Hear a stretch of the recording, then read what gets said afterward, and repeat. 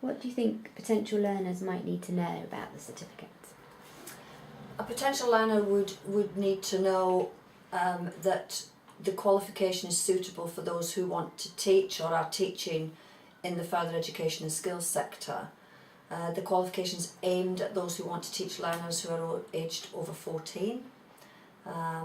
Those learners could be in a college or a training organisation, in prison, they could be taking an apprenticeship, or it might be a mature adult within an adult learning context.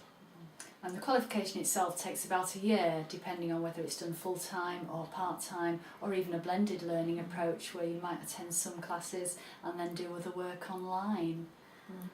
The learner would need to know that it's a level 4 qualification.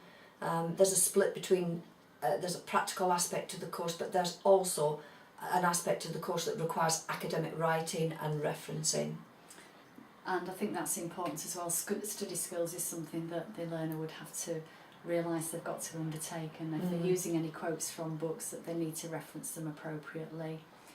The course it's usually a mixture of what we call contact time and non-contact time. For example, attending sessions with a tutor and with the peer group, and then completing assignment work, and you will have theoretical assignments to do, as well as practical aspects such as being observed, carrying out a teaching practice with your own learners, and your learners can be either individuals or groups.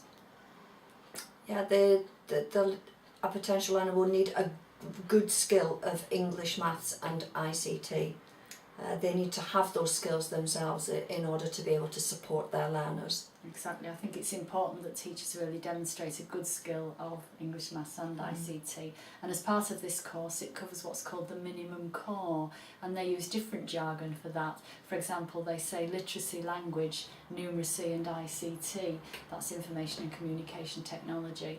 So the learner would need to demonstrate those skills as they progress through the course with their own learners, and then it helps them improve those skills in their learners as well.